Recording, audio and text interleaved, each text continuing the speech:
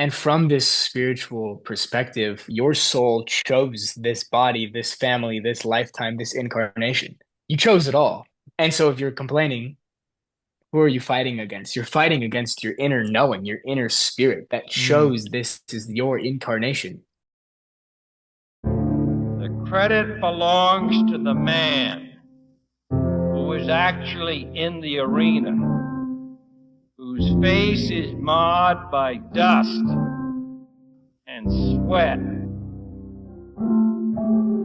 and blood.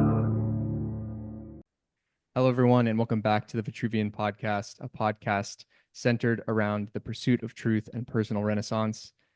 I'm your host, Zach Shankin. Today, I'm joined by Jack Moses. Jack is a conscious entrepreneur, writer, and athlete, and a modern-day warrior poet. Former collegiate football player Uh-huh. turned digital nomad, Jack creates content, community, courses, and curated experiences to help people achieve freedom, both external and internal. In his brief few years in the arena, Jack has traveled the world while running businesses and creating art, and we share similar experiences and interests, all of which I'm excited to get into in today's conversation. Jack, welcome to the show, bro. Oh man, thank you for having me. And I'm wondering if you have like a secret camera spying on me because I was just in the jungle in Peru for 2 weeks, and the common theme of me and the other two friends I went with down there that everybody was saying to us was, you guys are warrior poets. That was like the Mm, spirit, that was the energy that everybody sensed in us. So that's fascinating. And two is the athlete piece. Like it's funny that you mentioned that because I just got an offer today to go play quarterback at a Division 3 school, which is a whole nother can of worms we could get into. But it's fascinating the language you used. It was so spot on accurate that I almost can't even believe it. well, I love that. And I'm obviously, I think both of us are not believer in coincidence, and those synchronicities are always so fun to call out because to me, it's like continuous winks and nods that the path is just unbelievably ordained. And yeah, no, I want to go into exactly where you've just come out of um, this kind of ayahuasca experience. I don't know. This may be the first long form podcast you've done since exiting. I know it was so recent and fresh. But yeah, let's open that up a little bit. I know we spoke basically right before you took off and went off the grid for about 2 weeks. How long were had you set the intention? Like I knew this was going to be something I was planning on doing, and I guess just wind back the whole story, and then I have some specific questions around plant medicine in general. Yeah, so I first was introduced to ayahuasca last September 2023. So around July or August, I received the call from my friend Taylor Simmons. He said, "Hey man, I know a shaman in Costa Rica who's doing a private one night ceremony for ayahuasca. Would you be interested?" And at the time, I was 22. And, I'd experimented a little bit with mushrooms and a little bit with LSD, but like ayahuasca to me, that felt like endgame, right? That felt like the Mount Everest of psychedelics. And I felt like, okay, my brain's not fully developed. I don't know if I'm ready. I'm scared. Like maybe I'll wait till I'm 30 or like I'm Joe Rogan's age, then I'll do it. And I was reading a book called The Surrender Experiment by Michael Singer. And if you've read that book, basically the summary of it is say yes to what life is offering you and remove your personal preferences and trust the universe. And so I was reading that book at the same time. And so I decided to surrender to it and trust it. And I went to that ceremony and I had a great experience. I understood myself on a deeper level than ever before, and I understood who I could be and my purpose in the world on a level that I never understood or never allowed myself to fully sink into. So after that, I was like, I don't need any more ayahuasca. I know what I need to do. And so for the next 8 months, I just executed on that purpose and on that mission. And I launched like 4 cohorts. I launched a digital product. I made more money than I ever thought I would from this creator economy. And I really stepped into that next layer of purpose. And around May 2024, this year, about 5 months ago, I was invited to a private group medicine journey in Austin, Texas, here, where there's about 15 adults and everybody is given a medicine based on what the facilitators and shamans intuitively feel you need. And so at first I was given a heart opener, and you don't know what you're getting until after. So I was given a heart opener type of medicine, and that was beautiful. But the leader was like, I think you're ready for a chocolate. I was like, okay, I don't know what's in the chocolate, but I'm open to it. And what was in the chocolate was a blend of psilocybin and ayahuasca brewed in a way that doesn't make you purge, which is very different. And so I had the chocolate. I might have had two chocolates, and I had a very strong spiritual awakening, Satori moment, suddening awakening, perception shift into non-dual reality where I saw through the illusion of my ego and I became one with everybody. And it was very scary and very overwhelming. And so I grappled with that for a few hours. I was literally like on the kitchen floor, like contemplating everything and seeing through all of the illusions of myself and all of the incongruencies within myself. And in that moment, I was like, wow, I feel called back to ayahuasca to go deeper into this. Like she's shown me a glimpse into this goes way deeper than what you went into the first time. Like, if you're curious, come. And I was curious. And so about a month later, the shaman sends from the first ceremony, sends the first text, and she's like, hey, we're doing a private retreat in October, 10-day retreat, 5 ceremonies in Peru. And it felt right and I signed up. And so then I went travel Thailand. I had it in my awareness, like I'm going to go do this in October, but it wasn't top of mind. And then I came back, was in Illinois for a bit, working, fucking around. And then I went to Peru and I had 5 experiences. So that's a little context on my experience with ayahuasca. No, that's fascinating. And for such a young guy, there's already a fair amount of experience in the plant medicine world. Listeners of this podcast will know that earlier this year, I had my first experience with plant medicine in general and really any sort of psychoactive substance. I did a facilitated mushroom trip with one of my friends, James, in Bali.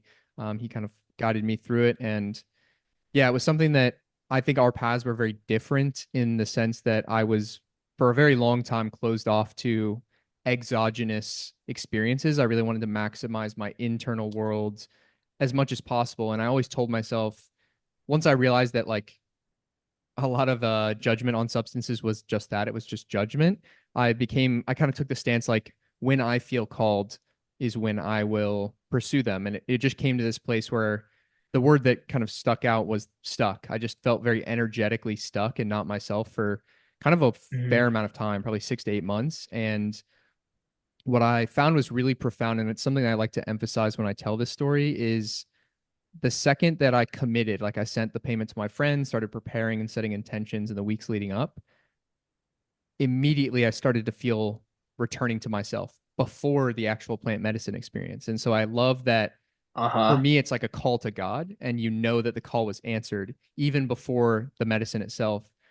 Because I always want to caveat that, and I think the discussion around plant medicine is important to not over romanticize that like it's a band-aid or you're going to take this drug and find yourself.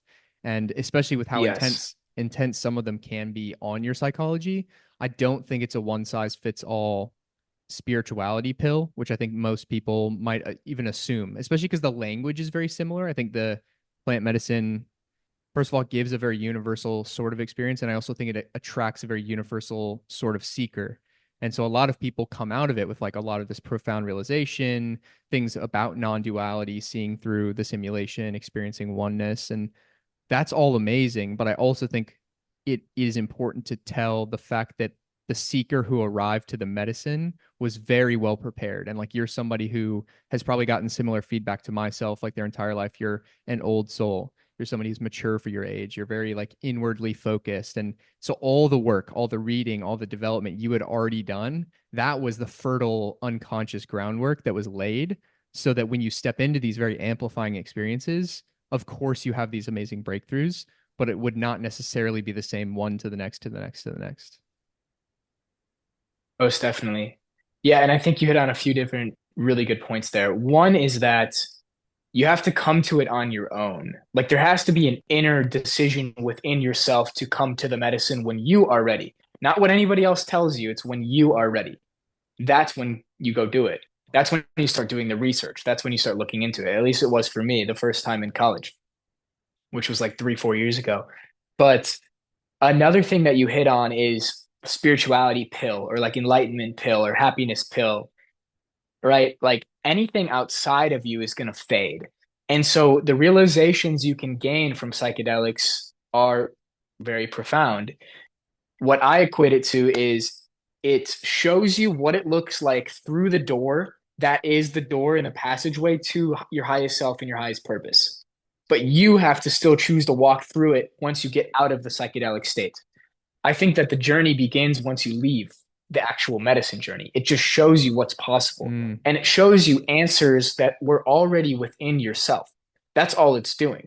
It's doing is unlocking things that were suppressed or energetically stuck or blind spots in your consciousness that then can come to the light.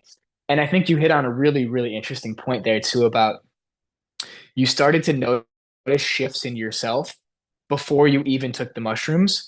The shifts happened when you decided to have the courage and made the inner decision to change something, right? The mushrooms, like they're just a facade, right? They were just an experience that I'm sure taught you a lot, but it was the decision of I want to change that sparked the change. The mushrooms were just a byproduct. yes, and something that has been a major unlock, and I think you probably will resonate with this, is and it's something did want to speak to you about because of your kind of experience not only in Southeast Asia but even Austin, which is this kind of spiritual hub in the US as well.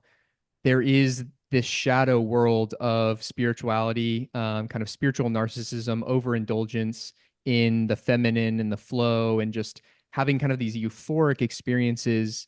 And that same community are the people, selling either content or courses that preach things like the law of manifestation, and just believing this like raw self belief. And I've been thinking a lot over the last year about where is the line between action and belief. And I've talked about it before, but basically, like, there's this camp where it's like, oh, just believe in it will happen. And those people seem to have a very pleasant experience in life, but they never get the actual material fruit of their desire.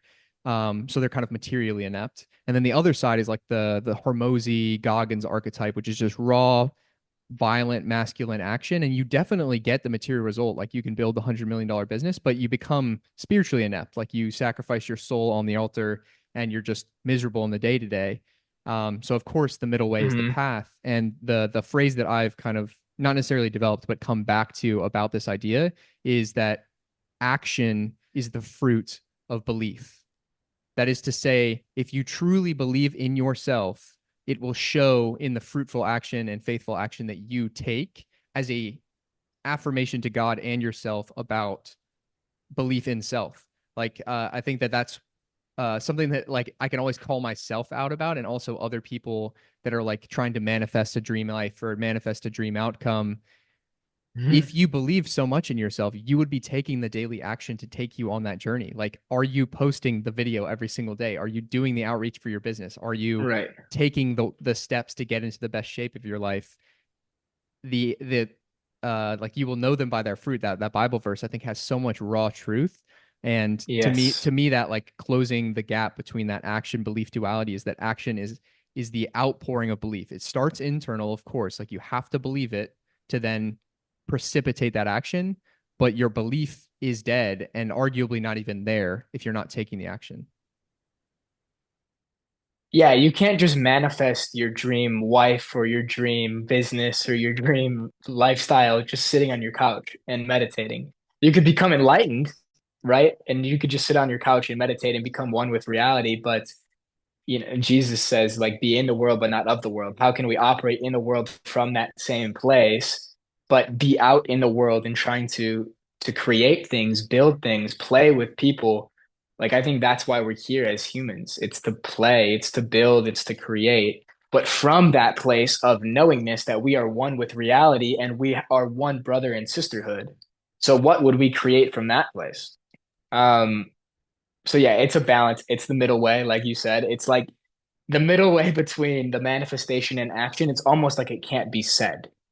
They have to be simultaneous in a way. But I guess I could just speak for my experience recently in the past 10 days since getting back to Austin from the retreat. It has felt like walking this middle way between incredibly focused masculine order and discipline and progress and incredibly feminine surrender and spontaneity and oneness with reality and trusting the universe. And where I come to is it starts with daily practices for me. So, like recently, the first hour of my day has been devoted to, I would call them spiritual practices. So, it's focused concentration meditation. It's flipping to a random verse in the Tao Te Ching and seeing how is this applied to my life. It's doing a tarot card reading on myself. Okay, how does this relate to my current situation? It's using a journal that I just got yesterday called the 369 journal to manifest my dream life. So it's all of these practices that I'm doing in solitude, right? But then after that, bang, to the coffee shop, writing my letter, drafting up the new business proposal, sending it to people, meeting with two friends at a coffee shop today and closing the deal and starting the new project, and then riding my motorbike across town to another coffee shop and closing another deal. Like this was my day today, basically. So the manifestation process was getting in my own world. What do I want? How can I serve people? I trust I am the right guy to do this project, and I trust in myself and I believe in myself, right? It's that manifestation. But then I still had to get on the bike and ride to all the different coffee shops and have the conversations and negotiate the contracts and close the deals and now put it into action. So it's a balance, and walking that middle ground between trust in the universe and defined action. Wow, I feel like that's my life's mission is how do I walk that line gracefully?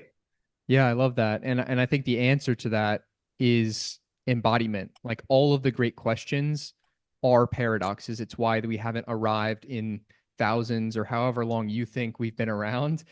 We haven't answered like the big questions, like is it free will or is it divine fate? Like questions about God, questions about purpose, questions about our existence. They all are paradoxical. They're all paradoxical for a reason. And that is the seemingly dual nature of this reality. But again, that's illusory. But the only way you can actually solve the problem is embodiment, is just essentially divorcing from the thinking mind and saying, like, I'm just going to live as much as I can in this moment and in this day and capture today. And I think that the what you described, I'm glad that you kind of grounded it in the story of like what a day looks like, because I think it's perfect, right? Like you're just embodying that day fully. You're like saying, how could I live? And this is an exercise I take like clients through as well. Like define your perfect day on the Yes. aiming it at this huge mission, like whether it's a decade long journey, a 5 year long journey, a 6 year long launch. But how can you build a perfect day that has those needle moving tasks and then just live that on repeat? Because in the end, you get the thing, Hmm. but in the process, you don't self-flagellate and hate yourself and delay gratification or delay essentially giving yourself permission to live, which I think is most people missing the mark, like especially in the online money space, is like I'll be happy when I Yeah. have that offer. I'll be happy when I have this follower count. I'll be happy when I get to move to Bali and like have my remote income. Like whatever stage in the journey somebody is at, they just like place their consciousness out there and their happiness out there. And I'll be happy when I think logically everybody knows that that's a scam, but everyone falls into that trap. And I think a lot of call it the matrix, call it whatever, it's just tempting you into that. It has kind of a gravitational pull to itself. Um, to be not Hmm. here, to be not now. And the best thing is like what you described is like wake up, what sets me in the right vibration? Like what am I trying to assess for myself?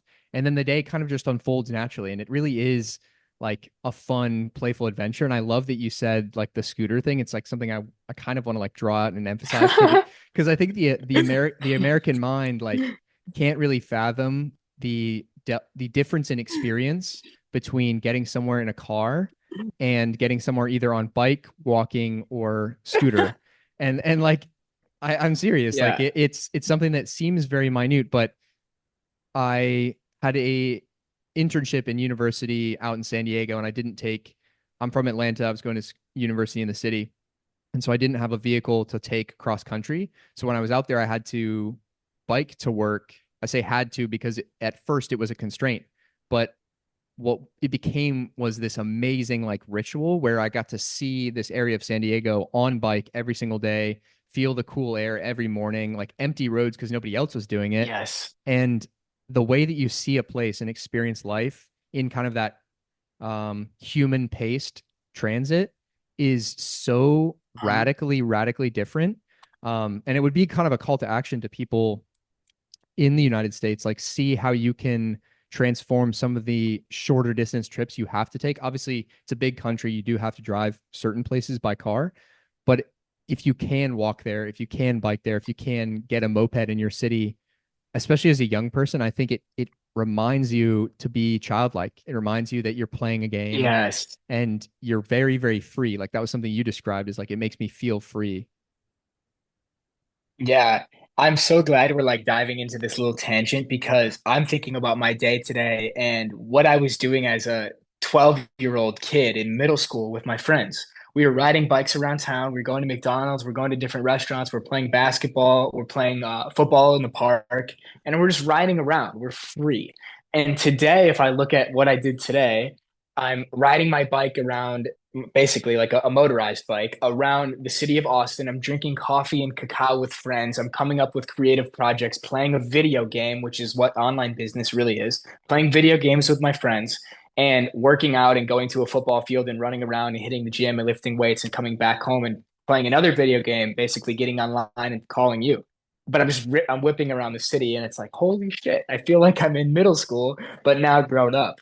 It's so fun. Yeah, it's amazing. And another small thing, I've talked about this as well in my content, but like I remember sitting down for dinner with a friend in Bali one day, and he kind of came into the restaurant, didn't have shoes on. I was like, "Oh, did you just come from the beach? Do you come from a surf?" He's like, "No, I just like don't really wear shoes a ton because like a lot of the restaurants here are pretty open air, like you don't have to do it." And I was like, "Dude, hell yeah. Like I don't have to wear shoes either." And I don't know like why this small perceptual shift, but I just kind of like stopped taking them out if I didn't have to. Obviously, there's like the physiological benefits of grounding more often and stuff like that. But it was truly a decision intentionally by myself to like remain playful. Like I didn't take shoes out of the house today. I like motorbike down the road. Now I'm in this co-working space and I'm like the only person ever in this, like even in this tropical spot, I'm in Lombok, Indonesia right now, like who's never wearing shoes. But it reminds me that like we're playing a game. Like I am a lost boy in this kind of goofy world. And I want to retain as much of that when I return to the US as possible Hmm. because um, had this conversation with Gabriel, who I was mentioning before, Disco Orpheus. We were talking about the idea of the matrix or the simulation, this kind of false blueprint that drapes over reality.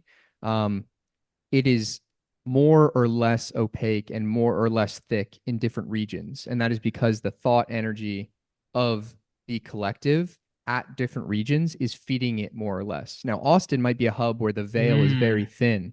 It's a spiritual layer. You know, a lot of people think differently. And so it you can probably Certain see through parts. it. Exactly. Exactly. But if you're Yeah, certain walking, parts. It's like if I go to a place called Casa de Luz, a coffee shop, but like it's the most spiritual place. The cacao lounge is called the Third Eye Lounge. And the conversations I have there, everybody's doing tarot cards on each other. Everybody's like doing yoga and meditation and Kundalini activation.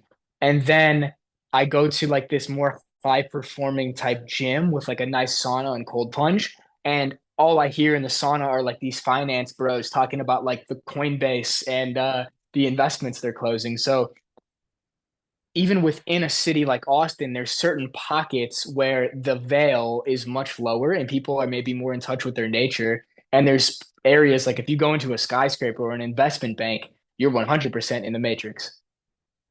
no, 100%. And it is as much fractal and micro and macro in the whole, because the truth is it's like all starts in your mind, right? Like you can maintain the awareness wherever you go. But my point in emphasizing this is that it is it can become harder or easier. Like it is degrees of resistance, I suppose. And like you said, like if you go, Yes. if I'm the guy walking, to a co-working cafe with my backpack barefoot, milling around, but I'm walking through Austin on concrete in the financial district, I'm the crazy one. I'm the one who seems like I'm out of place. Uh-huh. And then it starts creating this Yeah. thought loop. Like maybe I should have put shoes on today. Like people are looking at me weird. Like this is a strange experience. Like what am I doing? Am I going to make it? These people have plans for the future. They have retirement accounts. Like what am, and then you're the crazy one and it starts to fall apart, right? But if you walk down the Uh-huh. beach in Bali and nobody's wearing a shirt and you still have people building successful businesses, but they're doing it from their laptop and then they go to a morning surf. This paradigm shift, when you look around it, you feel less crazy. And I think it's why we see the benefit. I'm setting up to be in a founder creator house in Miami this year. And it's for this reason. Like you have to surround yourself with people doing the same actions in the same sort of universe because then it becomes downstream and it becomes a flow to take the next necessary action in your world? Because I've A/B tested the experiment. I used to be very much in the camp like I have this indomitable will, I have a strength of character, like I have a clear vision for my life, so I can be in any environment. Like so I'll just go back home, live with family, decrease burn rate, I'll save and build from there. And the constriction I felt on my consciousness and my ability to create and how many times I had anxious thoughts and how many times I had a fear-based paradigm versus the opposite end of the spectrum, which is spend more, go all the way across the other side of the world, but surround yourself in the right environment. The right things and thoughts are downstream of that. And you can either spend your entire life trying, like resisting actively the environment that you're in, or you can put an environment that like makes you essentially fall downhill into the outcomes that you want. And because I've run the experiment now twice, like going home and out and home and out, I'm very much in the camp like assume whatever risk necessary, financial or otherwise, to put yourself in the right environment, and all the reward is there. And it's actually something I want to circle back to. Is you said like you can find enlightenment and oneness on a couch. I would actually like personally disagree with that because even the Buddha, for instance, like in Siddhartha, like the story, he has to go out and it's played out in this like cosmic hero's journey. You must seek, you must exit and go into the cave and fight the dragon only to return with the boon. And so I would say if somebody tries to reach enlightenment on the couch, you're going to likely spiral into more psychosis than you are enlightenment because it is very much this cerebral thing. And you need the mirror of the world to be able to experience enlightenment. Maybe. Yeah, it's interesting. I've heard somebody named Kapil Gupta say, um, if you leave a human being on his couch for 40 days, he's just going to become one with the room, right? Like the Buddha sat under the tree for 40 days and became one with nature. If I sat on the couch for 40 straight days, I'd be one with the house. So maybe it's the same. And even the line between a psychosis and enlightenment, who's to say there's any difference? But True. that's such an interesting little rabbit hole to get into. But as far as like going and leaving and coming back home, that's such an interesting topic, I feel, because, there's this great quote from Ram Dass, and he says, if you think you're enlightened, just go home. And for me, that's always a great test of authenticity of we travel, we go to Bali, we go to Thailand, we go to Austin, and we change. And so we go back into the environment where people knew us as a previous iteration of ourselves. Do we cave back into the old behaviors? And if we do, bang, cool, that's an area where I'm not free. Now I can try to become more free. I love the duality or the polarization of, on one hand, I felt more spiritually tapped in and connected to God and one with reality and having the most mystical time with no veil, no matrix in the jungle of Peru for 10 days, like literally just like with nature for 10 days. Okay, that really opened my mind to what is this reality we're living in.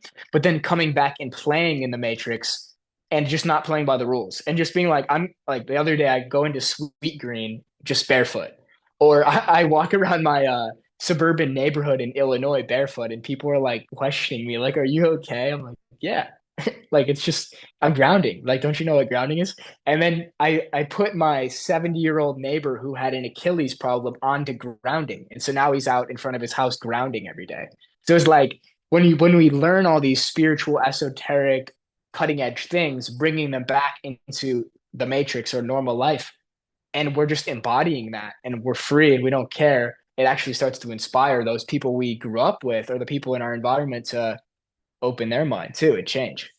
100%. And I mean it reinforces the idea like all is mind. The matrix isn't actually a thing. Like the veil that I'm referring to, it is what you believe it to be. And the whole game of Hmm. spiritual evolution is can you, regardless of stimuli, external circumstance, other people's consciousness, whatever, can you remain free? Can you remain in your authentic self? Can you not modulate to the environment and, in fact, play essentially on offense and say, like, yes, I am the crazy man without shoes. Would you like to learn about grounding? Like that Yeah. is such an apex state. And it was actually one of the big takeaways from my mushroom trip was that you go into this like 5D experience, it's very ungrounding, it's infinite, it's all these things, right? You experience non-duality. And while it was extremely liberating, I found myself as the trip was ending excited to return to the 3D. I was like, oh my God, I have so much to Yeah. build. What a gift is this life to like build businesses, to help people, to be in my body, even like the privilege to train and walk every day, to feel the ground under my feet. Like this is all it's starting to sound kind of mushy as I hear myself say it, but truly like the I think that the 3D excuse me is a privilege and it is for a reason. And if it was perfect to just stay in the infinite, it would have stayed that way. Like we or God with us, however you kind of constellate, chose this experience to be as it is. And so it's again, it's the Hmm. solution rather than asceticism and divorcing and condemning the material. It's about embodiment. It's saying like, how can I really radically be here and like build tremendous things? I think something that you and I share is like probably a very loose grip on things like money, but we're still chasing enormous, enormous wealth so that we can create these amazing experiences, not only for ourselves, but family, loved ones, and then the greater communities that we're curating through our content as well. Like it reminds me of this clip, and I'm actually going to put it in one of my vlogs, but just talking about money and like my perspective on it. But it's like that's I don't know if you've seen the video of Steve Irwin. They're like interviewing him about like nature conservatory, and someone was like, "Well, what are you going to do about money? Isn't it hard to make a living?" He's like, "I love money, mate. You can give me all the money in the world, and you know what I'll do? I'll buy more land. I'll save more animals. Like I love money." And it's you can see his I true love that. passion as like he wants the material for his purpose. And it's not just this kind of Hmm. upward ascent, like, yes, I want the number graph to go up and to the right infinitely. Like, what is my Coinbase portfolio doing right now? Without that tethered to like some sort of meaning, I think it actually like that is taking your soul. That is taking your like that is a tool of the demiurge. That's bad news bears. But if it is deeply tethered to like, I want to make $1 million so that I can have the world's first 1,000 person entrepreneur consciousness event in the US. I want to make a Uh-huh. huge Uh-huh. facility for awakening and training and all these things. And I want to sponsor young creators who don't have the capital and like just all of these different ideas that like run through your head. To me, it's like, give me all the money in the world. Like I want it all so that I can pour it into this experience. Yeah. And like we're here and gone so briefly that I'm trying to like take the world. Like Yeah. in my piece this week, it's about how ego isn't necessarily the enemy, and that might be kind of a divorce Eastern Uh-huh. Western philosophy thing. But I'm playing with this idea where it's like ego isn't your problem. Cripplingly low self esteem and shame is your problem. And it's a there's a German phrase which is "Nimm die Welt," which is take the world, and I love that. It's like go out and grab it all. Hmm. Yeah, all the ideas that you hit on around like what would you do with the wealth resonate so deeply. And I think for myself, reflecting and hearing other spiritual teachers or manifestation, wealth creation type people talk about this is you have to get so hyper specific on what you're going to do with the money before it actually comes into your field and your nervous system can handle it. So I really like that you brought this up because I've had very similar ideas, like a huge festival, an in-person school, a venture capital thing for conscious creators, right? Investing in regenerative businesses. It's all in my awareness. We're both young in this game. And, you know, during my ayahuasca journey, I was able to really zoom out in my life and realize I'm 23 and the consciousness economy and the creator economy and the esoteric field that we're in, it's so important to me. I think we're at the cutting edge of reality and the cutting edge of humanity. But what if I didn't have to demonize the Matrix? What if I could go into the Matrix and go into a venture capital firm and work inside of there and somehow bridge the two? I have chills because like there's this is not crystallizing yet. It's in the future, but I can kind of see it. It's okay. I'm coming from here. I'm coming from conscious creators, right? Helping people with create consciously aligned businesses. And can I tap into the billions of dollars of venture capital money up here and somehow bridge the two over the next 10, 20 years? I think so. Why not? So my path is starting to alter. I mentioned at the start of the conversation, I got an offer to play football today at a college. And so I might be going back to college and finishing my degree. And playing the game very differently. It's just emerging, so I can't say for sure. But this bridge of Matrix to awakening or Matrix to liberation is interesting to me. I love that. And it's crazy how synchronous our perspective is and why I feel so grateful to now be in each other's kind of universes and we'll have ongoing conversations because I'm finally ready, or I guess I've been ready for a while, but it's exciting to find the right characters for me to like co-found some of the larger ideas because it's not that I Uh-huh. couldn't do it alone. Like I have a probably a delusional amount of self-confidence. It's more that it would be way more fun to build a lot of these projects with other people. And this idea, like you're talking Uh-huh. about, something that I've thought kind of since the beginning of my journey is like an outcome of like, what are you going to do with all this abundant wealth? Like, okay, you're aiming for all this money, but like, really, what is it for? You know, assessing like, is it a need or is it just like a mimetic desire? Um, Obviously, I want to be able to provide radically amazing lives for my personal family, but like, I've kind of defined what that number would look like. It's not that much. It's like very achievable in like the one, honestly, like around a million, like single digit millions, um, total like capital net worth, whatever. But like I want to build businesses that are cranking that annually. Like why? But like what is it going to go into? Um, but that being said, there's like a decent delta. Like there's a skill gap. There's room for me to grow to become that person and the businesses for me to build. But I've also thought life is like wildly non-linear too. And as we are talking right now, and like you're building creator businesses, you've done, I think, capital wise better than I have, but like we people can make remote incomes, right? Like it's not too hard to build a creator business. This is something you help your clientele with. Um, but there's this other world, like the world of VC is a perfect example. It's something I've thought about before. These people Right. throw multiple million-dollar bets over coffee because they're excited by an idea, right? Like it's this world where money is Imagine. essentially exactly it literally imagine it, right? Right. It's sit with the idea more than Yeah. just a conversation. You think, okay, they're pumping trillions of dollars into the economy daily. Like it is just an idea.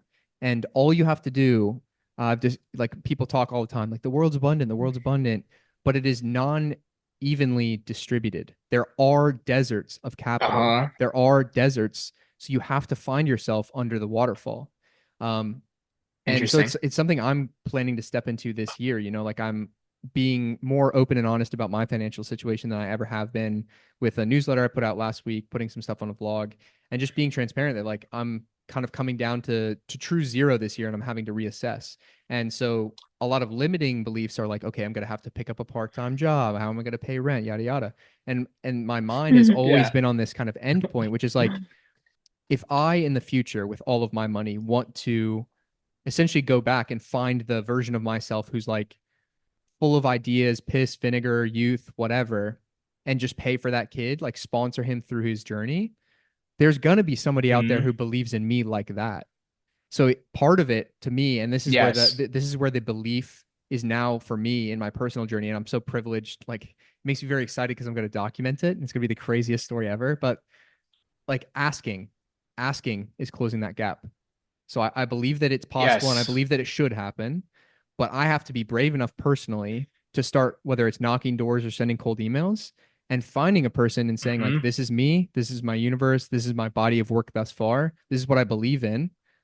I'm asking for an investment if you believe in this sort of future world and you're the person who a six-figure investment, seven-figure investment is nothing because those people are real and there's so much capital out there, but you have to be willing to ask for it. And I think Hmm. it's like especially for men, it's a moment of Yes. humility. And there's an over Yes. glamorization in my mind, or at least I observe an over glamorization of the like zero to hero come up, and you have to like bootstrap. You have to like save a little bit, spend a little bit, save a little bit, spend a little bit. And to me, it's like I want to high hurdle that middle ground. Like I just want to jump to the place where I have six figures of disposable investments to throw at these dream projects, and then obviously attack with tremendous and relentless faithful action. But yeah, it's crazy like the synchronicity, and we'll have to talk offline, of course, as well about some of these ideas. But I'm curious where all that lands with you.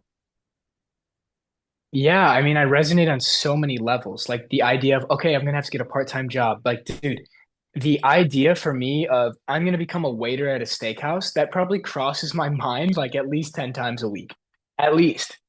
And it never comes to that because I come up with a creative idea to go like, okay, I'm going to help this person launch a cohort. I have a new offer. I can launch my own cohort. I'm always fine in terms of making money online. But I also think that I see it in myself, so I see it in others. We develop egos in the creator economy of, oh, I'm this digital nomad. I'm traveling the world. I only work an hour a day at a coffee shop, right? And that's beautiful and glamorous. But if we're zooming out to the long-term game of our lives, the impact that you and I are going to have is probably not going to peak for another 30 years. So, what would it look like to be in humility now and say, okay, yeah, I am like the traveling nomad, but like for me, I'm making like 10K a month if I'm really trying, or like if I'm not trying, I'm only making like a couple $100s a month. All summer, I made like couple $100s because I didn't try to make money. So, there's all these different routes we can take, and plugging back into the matrix and like having the connections and asking the questions, like a big thing for me, and this is very interesting, but I have potential connections in very high net worth venture capital places that might open up down the line through a Vedic astrologer I got put in touch with through a plant medicine ceremony. So it's like the universe works in really wild ways. And he's like, yeah, I could put you in touch with some of these guys. I was like, I'd love to get in contact. He's like, no, but you have to finish your college degree or else I'm wasting their time. So I'm like, oh, okay. So this is how the world works, right? So, we're all young guys. I'm sure young guys and girls listening to this in our 20s, right? And we have such big egos of like, I'm going to come save the world. I'm going to make millions and billions of dollars. But the people who have that money are in their 40s, 50s, and 60s. So how can we bridge that gap? How can we tap into their field and their consciousness and their awareness? I think it's something I'm starting to explore more as I zoom out rather than say, I'm just a creator. Well, to answer, I'll answer that concept or that like question how I'm planning to do that. And again, it's going to be an experiment. I'm going to document the process, but to me, it's kind of an experimentation. I'm sure you've done kind of the Solomon conversation with self, where you're playing that Hmm. wise old version. So again, projecting out to like myself, a Uh-huh. version of myself in the future as best as possible. This is obviously theoretical. That version of me doesn't have the youthful energy, but is excited by these big ideas just as much as he is, maybe even more then.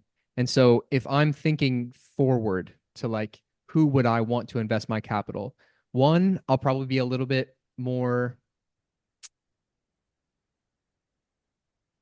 I don't know the right word, maybe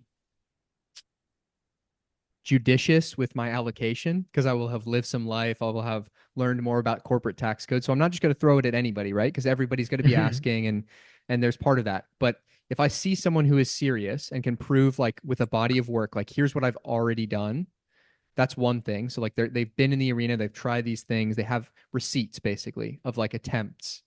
Um, and then I can sit down with them and actually just like feel how much they care about an idea and see it in their eyes and hear it in their words and they can articulate it really, really well.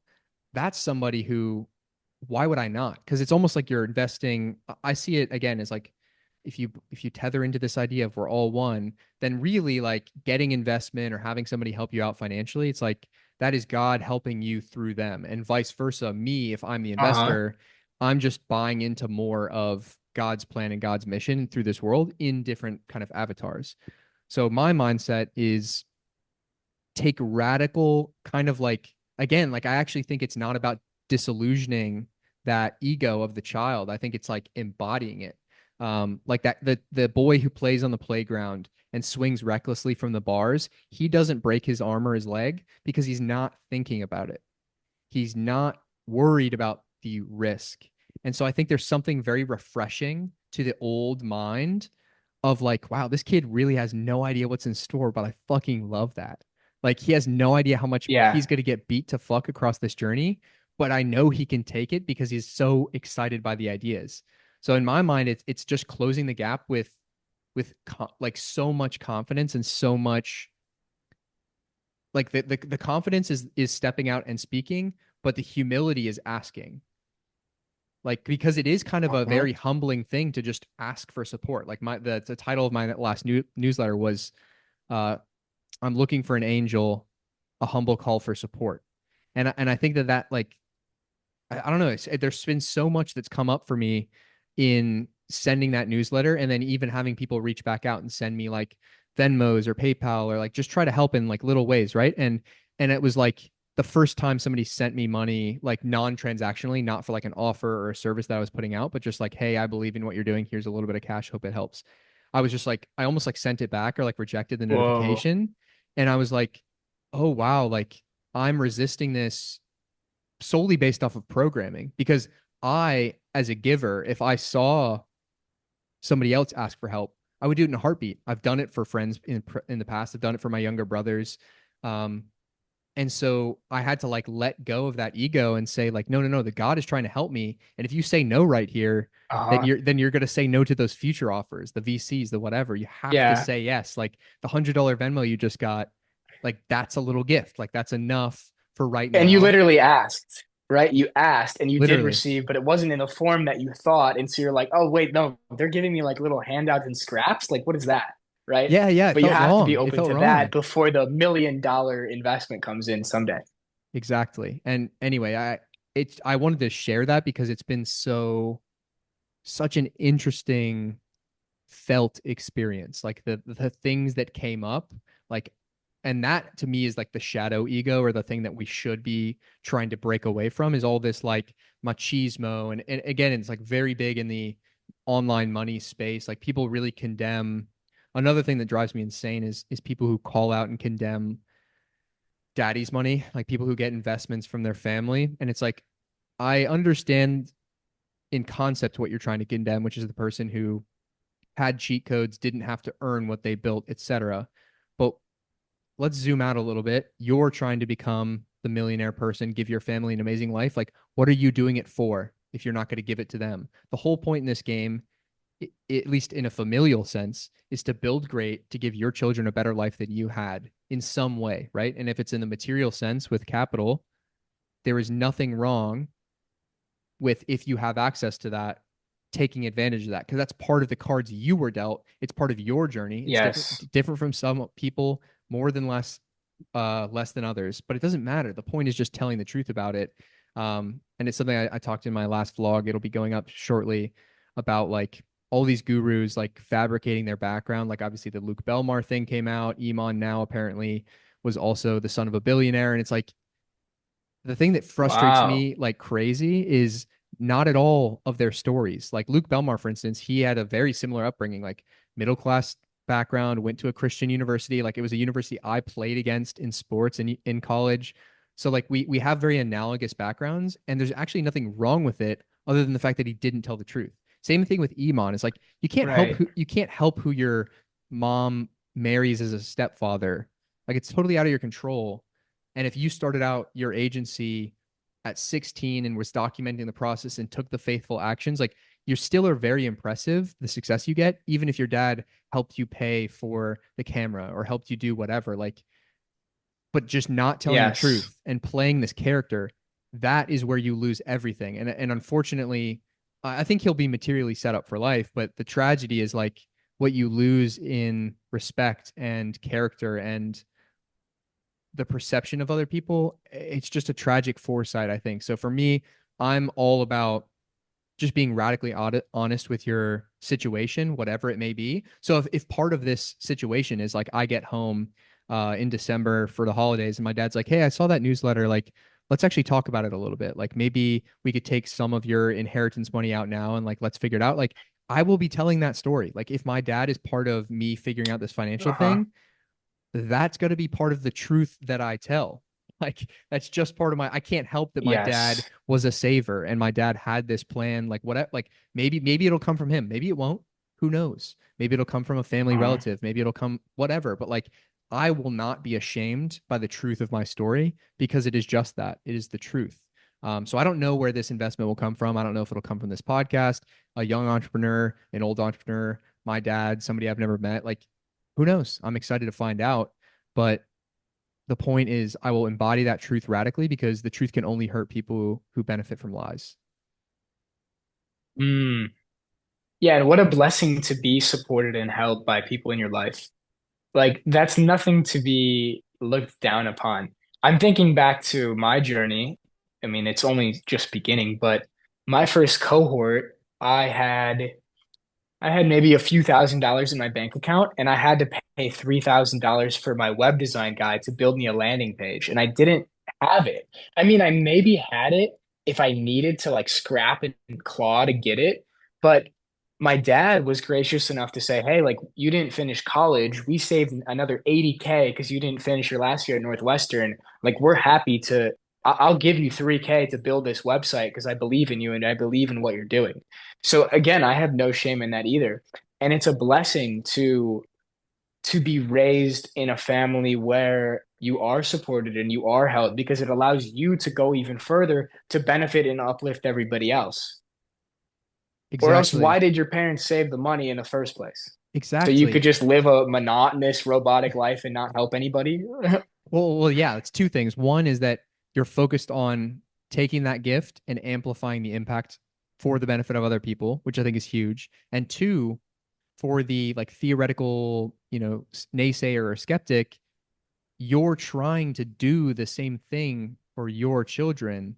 So why is it a problem that your Yes. parents have done the work? They've walked part of the path. They've taken faithful action in this kind of ideally this generational ascent. And it works in family trees. That's where like blood is strongest. But like you said, we're brothers and sisters. Like our community groups, and from there, our state groups, our countries, our races, our human race beyond individual genetic races. Like the whole point is to like the rising tide lifts all ships. And as long as you just don't keep it in these tight silos and you just dump from an overflowing cup, then it's like this crazy, amazing upward spiral. And like you and I talked about before we started recording this, like I have I don't believe in saving. Like I believe in investing.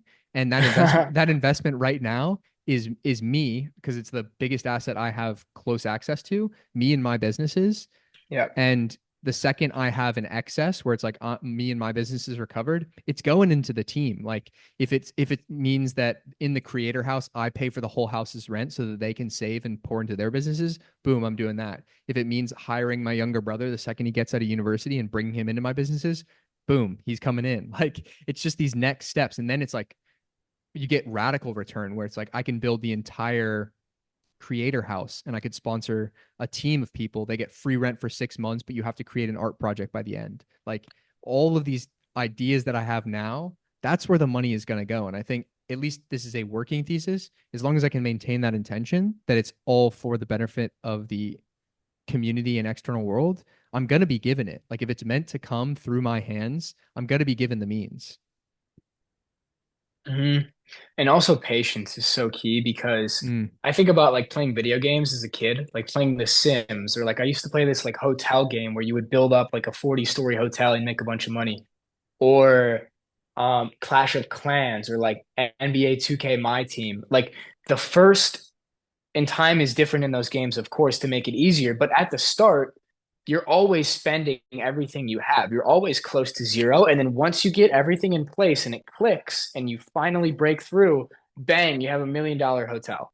But it took being okay with being close to zero for a long time. And because it's an external video game, you don't attach any fear to it. It's like, okay, it doesn't matter. If I go bankrupt, it doesn't matter. But in life, it's like, holy shit, how am I going to eat? Like, oh my gosh.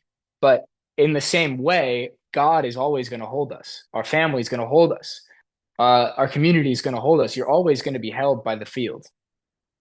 Yeah, I agree. And that's a good point as well. I think the extending your definition of family to those that love and support and believe in you, because like maybe you don't come from kind of a affluent or stable family background specifically, but there are people who love and support you. And again, it's something to break through these limiting beliefs. I think it's helpful to like reverse the role. So if you're trying to step into this and you're the person at zero and you're kind of either ashamed or worried, like, oh my God, I might have to ask my friends like if he can cover my portion of rent this month or whatever it is, like whatever the shameful moment, the low point that you're imagining for yourself. Flip the role. Your friend comes to you with vulnerability and you're the one who has the excess of money. You do it in a heartbeat because you love them, because you care about them. And this is where like non-duality and like to bring the conversation full circle, like I think plant medicine and the spiritual understanding, it really closes the loop and takes judgment away because that is exactly what's happening because they are you looking back. Like you might be in Hmm. different material states, like whether you're the person with money or you're the person making the ask.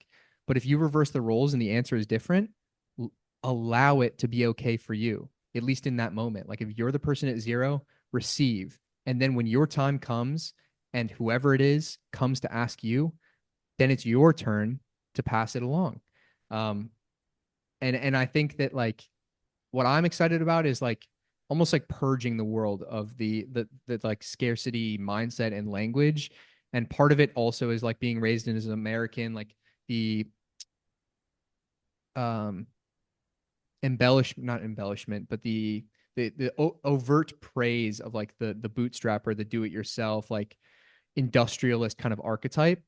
It's given the world materially a lot, so I'm not condemning it outright, but I think the shadow is that like it's this selfish silo. Like you're doing it for yourself. You did it for me. It's like all this identification with the result rather than, yeah, like I happen to be the one that did it. Like I happen to be the one with the right cards. I happen to be the one with all the circumstantial benefit. Like God put me in that place and it just happened to be me. And that's how I feel about my life. It's like when I was assessing like a lot of like kind of high level belief stuff, like Hmm. why did I happen to be born to a family that was middle class? Why did I happen to be born the oldest of three brothers? Why did I happen to be born with a brain that could think this way? Why was I born in America? Why was I born? All this stuff that is like unbelievably innate to my story. And this is why I admire Alex Hermosi a lot as like a philosopher, because one of the things he talks about a lot is like the concept of like, so what? A lot of people like will cope with their story.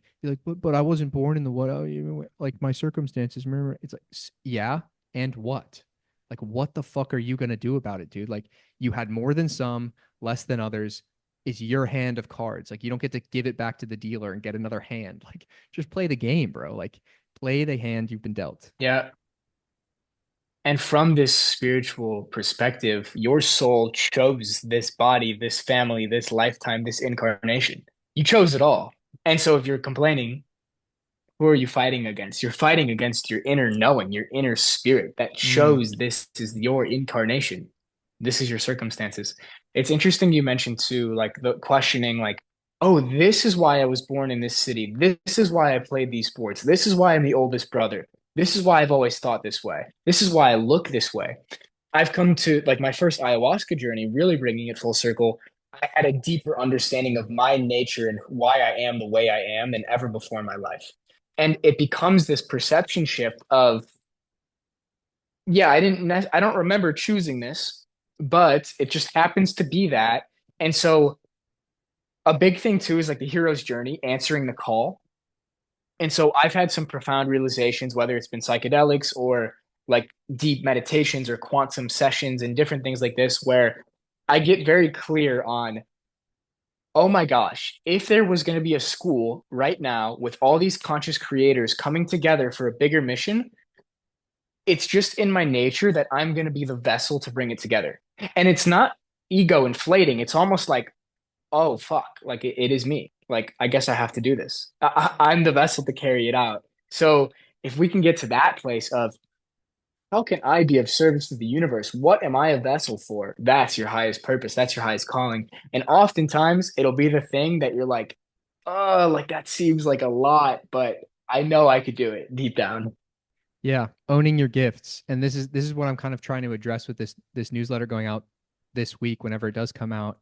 But like ego is not your enemy, and I think it's another psyop. Like it's printed on the zeitgeist billboards for a reason. Like this idea of letting go of your ego, and kind of the intro statements I'm making in this newsletter is that I can't remember the last time I met somebody who had too much self confidence. But every single day, I meet people with crippling self-esteem issues, like the inability to go up and talk to a pretty girl, the inability to post on your Instagram story what you fucking think about an idea. Like I talk to people and be like, dude, that's an awesome idea. Like put that on your story. I'm sure people were, oh, I don't post on my story. What? You don't tell what you're like, and like that Yeah. sounds as a creator, like that Wow. sounds kind of goofy, but like these are the cages I people know. put I them. remember the times when I wouldn't ever share. I could not imagine sharing an idea on my social media. Now it's second nature, but I haven't thought about that in a while. Like that state of consciousness I was in where the last thing I would ever do is share my thought to the world. That's fucking crazy. And but think about how profound that is, like how simple level, like a thought, it just kind of passes through your head, and if you want to share it, there's no longer any friction for you. But many people, I'd say the sweeping majority, that's where they're limited in that kind of state. And so it doesn't actually matter if you're not trying to build a business or build a social media following. Like I don't care about your Instagram story, I care that you're not free. And that is something that Uh-huh. precipitates into all areas of life. And of course, it's just an example, but I think the idea of owning your gifts and giving yourself full permission to be like, yeah, honestly, like in that specific lane, I'm him. Like I'm that guy. I happen to be the dude that like is extremely articulate, and Yeah. there's nothing wrong with owning that as your gift. Like if every person you walk up to, Uh-huh. it gives you some sort of feedback like, wow, your presence is really amazing, like you're such a good listener. That's profound. Like own that gift. Hey, you talk different. Like the ability for you to like articulate your thoughts uh is uncommon in nature, or you write really well, or have you considered making and selling your art online? Like this is incredible. I've not seen anything like that. Stop putting your gift under a bushel. Like I place myself in the eyes of like God the Father, the creator, and he's just looking down. It's like, why do you think I gave it to you?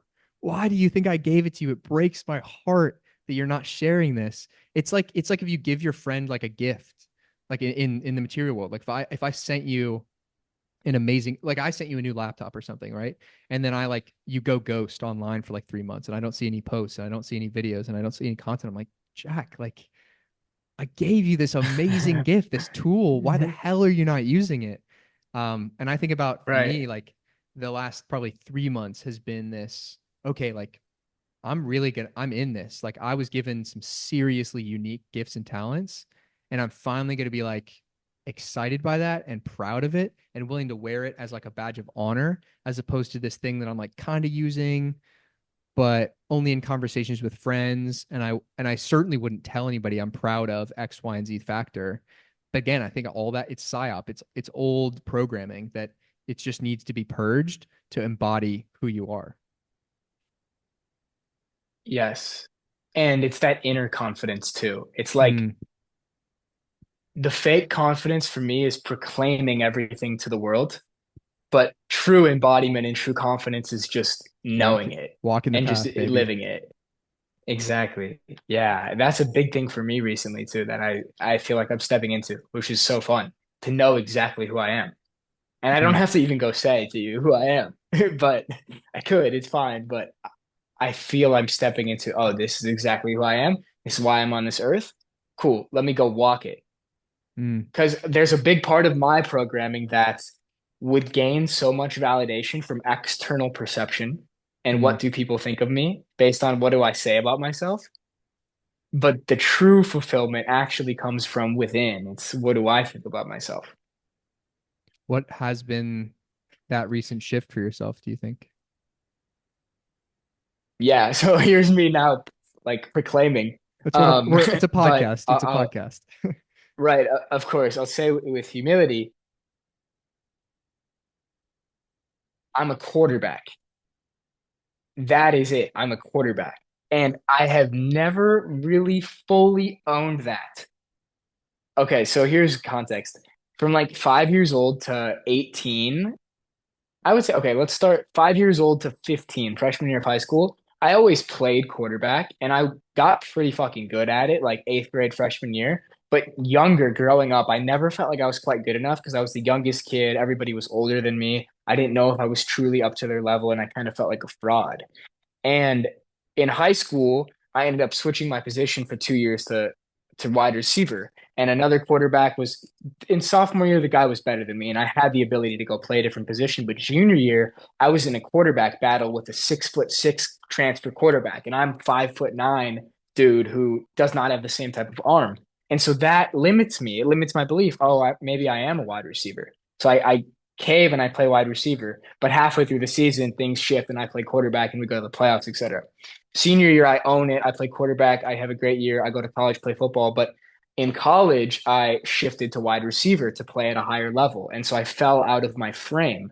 And even in business and things recently, I've had opportunities where I could go play receiver or go play running back where I'm trading my time for money. I'm doing manual work. I get in a mindset of I'm going to go be a waiter at a fucking restaurant.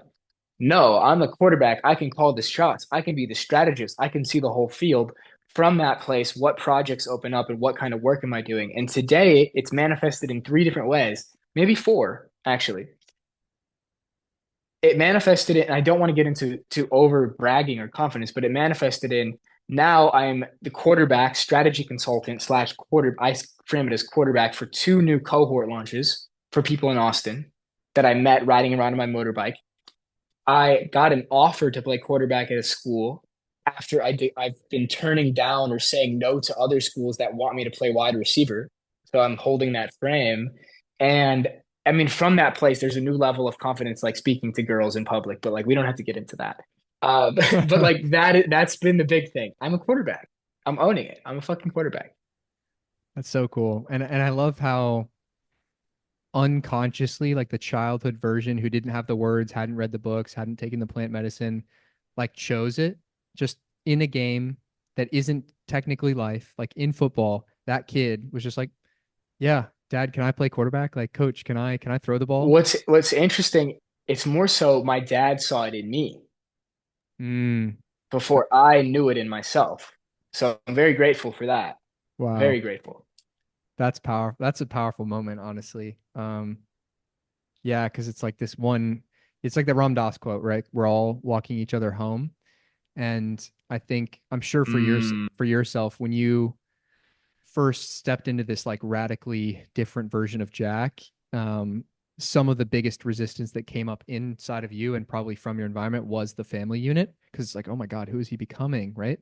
And I think for of course. men, that relationship with your dad is one of the hardest but most important dragons to slay. And for me this year, after a lot that I won't go into at hour 120 in this podcast, but like with my dad, I'm going back so unbelievably in myself that I'm like excited to return to this Hmm. environment back at home. And what's crazy is in like a very as above, so below way, it's happening for him too. He's now seeing me Uh-huh. as this version, and it's actually causing like all these positive changes I wanted, like for my parents to like step into their health and step into like doing what like truly fulfills them and all these things. It was like this kind of like banging at the door for so long, but it was because I was coming from this like insecure and shameful place in certain aspects. And now Yes. only through an internal shift, only through what's changed in me. I've been alone. I Uh, haven't seen my parents in 8 months or something. I'm like excited to return and like it's happening in their life. Like they're making changes in their own life, quote unquote, unrelated to me. But it's actual hmm. magic and it fills my heart with so much joy because I feel like that was like a huge unlock for me. And to now see like hopefully for this last, quartile of my dad's life, like we're gonna get to be friends, and like actually walk together through Yeah. this. Where at the beginning of my journey, Yeah. I was kind of convinced that it might have been like a very oppositional thing. Like, hey, I have this mission. I'm Yeah. willing to walk away from you if you stand in resistance to it. And I believe that. I held that frame. Like the mission is more Yes. important than me. It's more Yes. important than that relationship. But I think because of that and because of the work I've done internally, I get to have it all. I get to have my relationship with my dad and Yes. continue the mission. Because by you breaking away, you became your own man, and now you can come back as a man with another man as peers, rather than I need to prove this person wrong or like Yep. prove to them that I'm worthy. I've experienced the same thing, and it's so beautiful to be able to step into that Mm. and come back full circle and see your parents as other humans and as peers, as like, oh yeah, they're flawed. That's okay. So am I. So is everybody. It's beautiful. So good. Well, Jack, I know it's getting kind of late on your end. I want to be respectful of your time, but this has been incredible conversation. I'm excited for all the calls, both recorded and unrecorded, to come. But I do ask my guests three closer questions on this podcast. The first of which is, if you could go back to a younger version of yourself and tell him one thing, what would that be? Know you're a quarterback. Hmm, Don't try to downplay it. Know your gifts and step into them. And I'll tell that to myself now too. I love that. Secondly, what is one quote that's always stuck with you or that you try to live by?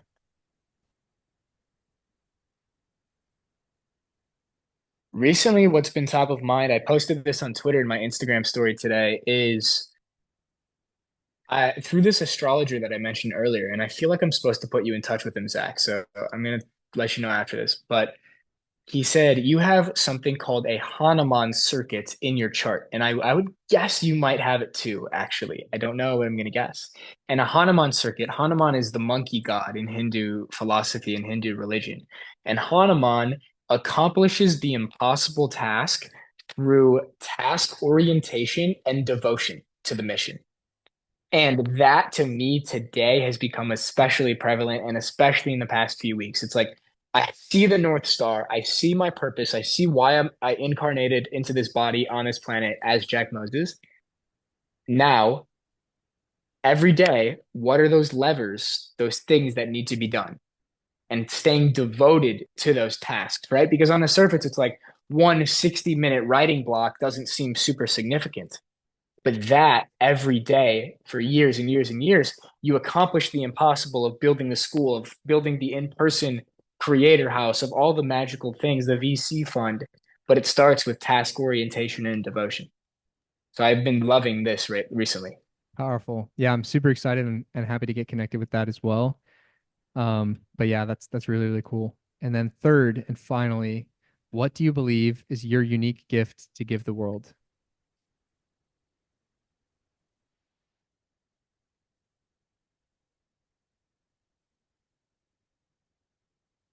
Seeing the potential in somebody and the vision and unlocking the vision for their life they have in themselves and bridging the gap and closing the gap,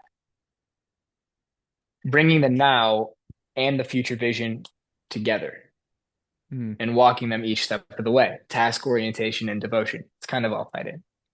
amazing. Well, Jack, this has been amazing. Where can the people find more of you and what are you working on that you're excited about? Yeah, so you can find me mainly on X, I would say, Jack Moses Zero. I'm also on YouTube, Instagram, LinkedIn, Threads. You can find all my stuff on my website, actually. It's just jackmoses.co. And so you'll find all my social media. I have like longer form writing on Beehive under my letters. I also have a book, Trust Yourself, that I'm working on slowly. And I have a few different one-on-one offers and programs. So right now, I'm helping other creators build out their first cohort. So if you're interested in that, like send me an email, um, which you can find on my website, or send me a message on social media. And I'm building my own private school, a cohort called Transcendence, which might come out January, but might come out February. We'll see what happens. Where I want to take like 5 to 10 students in a private school, like a 90-day program just to transcend their current level of consciousness, whether it be in business, health, relationships, and just go to a new level. So, yeah, that's pretty much it for now. And I might be going back and playing college football, but that's another story. I'll be writing about that. Amazing. Well, all your links will be in the description. Thank you to anyone who's made it thus far. I always like to salute the people who make it to the end because I think it's always Thank packed you. with value to the very end. Obviously, you found this on YouTube, Spotify, Apple, whatever podcast player you continue to follow on those platforms. Subscribe to the YouTube. That's where the whole story is being played out with the documentation, the vlog, etc. Subscribe to the newsletter. That'll be the top link at thevitruvian.co. That's where long form writing is. That's kind of the bleeding edge of all of my content, and where you'll get exclusive offers and updates and all that thing. So check out the newsletter at thevitruvian.co. And you could follow as well on X and Instagram, whatever platforms you prefer. But appreciate you guys spending your attention, your most valuable resource, with myself and Jack today. Memento Mori, and I'll catch you on the next episode of Vitruvian Podcast, the Renaissance. Thank you.